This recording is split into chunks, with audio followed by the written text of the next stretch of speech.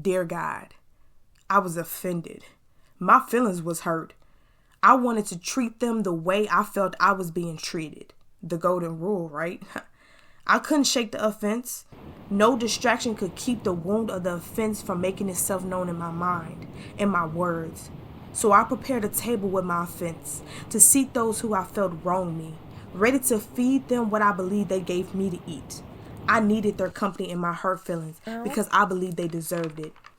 I felt it was the only way to ease that ting of saltiness in my stomach, to calm the constant replaying of the offense in my mind. They would face my wrath.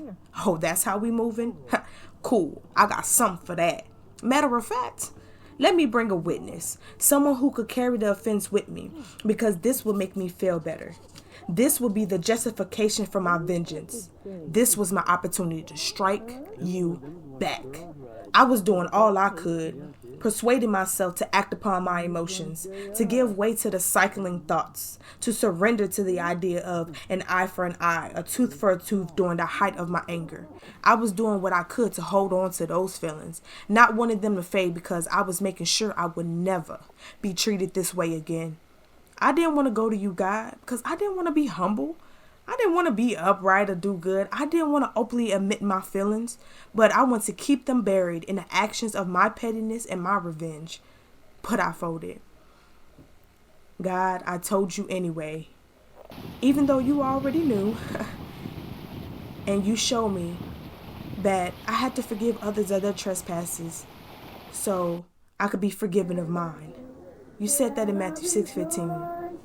You showed me in Ephesians 2 that when I was dead in my trespasses and sins, and when I walked according to the world and according to the prince of the power of the air and the spirit that works in the children of disobedience, when I was in lust and fulfilling the desires of the flesh and the mind by the nature of a child of wrath, that you, God, who are rich in mercy, your great love, even when I was dead in my sins, you quickened us together with Christ. You raised us up together. You made us to sit together in heavenly places, that in the ages to come, you might show us the exceeding riches of your grace and your kindness towards us through your Son, Jesus Christ.